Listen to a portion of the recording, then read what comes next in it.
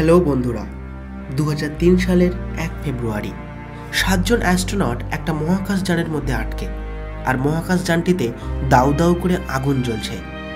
7 জন মহাকাশচারী খাঁচায় বন্দি পশুর মতো ছটফট করছে, যেন তাদের খাঁচার চারপাশে আগুন লাগানো হয়েছে। চোখের সামনেই নিজের মৃত্যুকে তারা দেখতে পাচ্ছিল।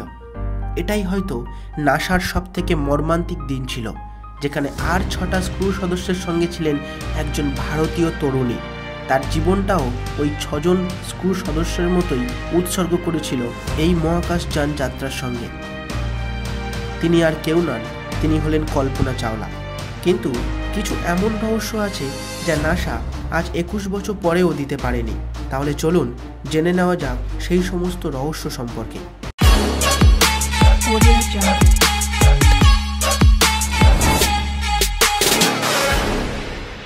2003 সালে 16 জানুয়ারি কেনেডি থেকে নাসার অন্যতম স্পেস শাটল কলম্বিয়া মহাকাশের উদ্দেশ্যে যাত্রা শুরু করে।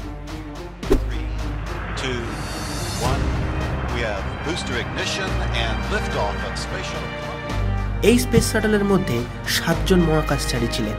এই যাত্রার ক্যাপ্টেন ছিলেন রিক ডি স্বামী। এছাড়া আরও 6 জন যারা ছিলেন তারা হলেন William C McCool, David M Brown, Kalpana Chawla, Michael P Anderson, Laurel E Clark এবং ইলান রামান।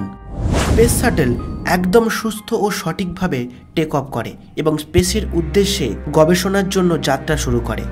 মহাকাশে প্রায় দীর্ঘ 16 দিন যাত্রা এবং গবেষণার পর 2003 সালে 1 ফেব্রুয়ারি তারা পৃথিবীতে ফেরার জন্য প্রস্তুত হয়। পৃথিবী থেকে নাসার মাধ্যমে জানিয়ে দেওয়া হয় যে তারা এবার পৃথিবীতে ফিরতে পারে, অর্থাৎ তারা পৃথিবী থেকে সবুজ সংকেতও পেয়ে যায়। কিন্তু তারা হয়তো জানতো না যে কী মারাত্মক বিপদ তাদের জন্য অপেক্ষা করছে। পৃথিবী থেকে মাত্র 16 মিনিট দূরে হঠাৎ করেই মহাকাশ যানটিতে আগুন লেগে যায় এবং আগুন ছড়িয়ে পড়তে থাকে চারিদিকে। চোখের পলকে মহাকাশ যানটি ধ্বংস হয়ে যায়, আর এর সঙ্গে 7 জন ক্রু সদস্য চিরকালের জন্য আগুনে জ্বলে ছাই হয়ে যায়।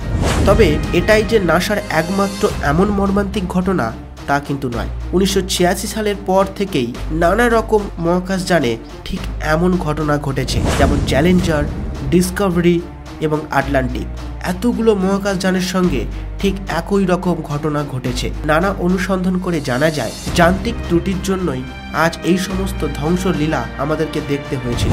সেদিন কলম্বিয়ার সমস্ত সেন্সর একে একে অকেজো হতে শুরু করে।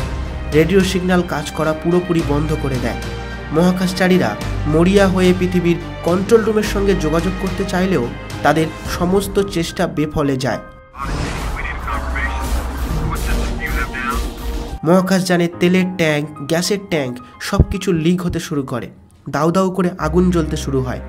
বায়ুমণ্ডলে ঢোকার পর থেকেই কলম্বিয়ার ডানায় আগুন ধরে যায় এবং আগুনের গোলার মতো যানটি পৃথিবীর দিকে ছুটে আসতে থাকে এবং তারপর একটা সময়ের পর সব কিছু শেষ। এই ঘটনার পর প্রায় 2 বছর ধরে নাসাকে পুরোপুরি বন্ধ করে দেওয়া হয় এবং চালু করা হয় ইনভেস্টিগেশন। কিন্তু আলটিমেটলি ইনভেস্টিগেশনে কোনো লাভই হলো না। নাসার পক্ষ থেকে জানানো হয় সিস্টেমের ত্রুটির জন্য এই ঘটনা ঘটে। কিন্তু প্রশ্ন এখানে একটা, এতগুলো মহাকাশ যানের সঙ্গে ঠিক একই রকম দুর্ঘটনা হয়ে গেল আর নাসা কোনোটা ধরতেই পারলেন না যে কী কারণে এমন যান্ত্রিক ত্রুটি হলো। না হলে হয়তো আজ জলজান্ত 7-7টা মানুষ এই পৃথিবীতেই থেকে যেত। অনেকে বলেন কল্পনা চাওলা নাকি যখন ছোট ছিলেন তখন প্লেনের আওয়াজ শুনলেই বাড়ি থেকে বেরিয়ে আসতেন। ছোট্ট কল্পনা বাবাকে বারবার জিজ্ঞাসা করত, বাবা কি করে মহাকাশে যাওয়া যায়, কি করে ওই মহাকাশ যান চালানো যায়, আমিও একদিন বড় হয়ে ওই মহাকাশে যাব। নিজেকে মহাকাশের কন্যা বলতেন তিনি। তারপর অভ্যন্তরীণ শিক্ষার পর যখন তিনি নাসাতে যুক্ত হলেন তখন কয়েকবার সাক্ষাৎকারে তিনি এও বলেছেন যে তিনি সৌরজগতের বাসিন্দা, তাই সৌরজগৎ একদিন তাকে ঠিক ডেকে নেবে। ঈশ্বরও যেন তার কথাকে প্রমাণ করে বুঝিয়ে দিলেন যে হ্যাঁ, সত্যিই তিনি মহাকাশের কন্যা, তার জন্মই হয়েছিল মহাকাশে যাওয়ার জন্য। তবে যাই হোক বন্ধুরা, এই ছিল আজকের ভিডিওটি। আমাকে অবশ্যই বলো যে এর পিছনে কি কোনো নাসার চক্রান্ত রয়েছে, নাকি সত্যিই যান্ত্রিক ত্রুটির জন্য আজ আমরা এতগুলো ট্যালেন্টেড মানুষকে একসঙ্গে হারিয়ে ফেললাম। অবশ্যই আমাকে কমেন্ট করে জানাতে ভুলবেন না।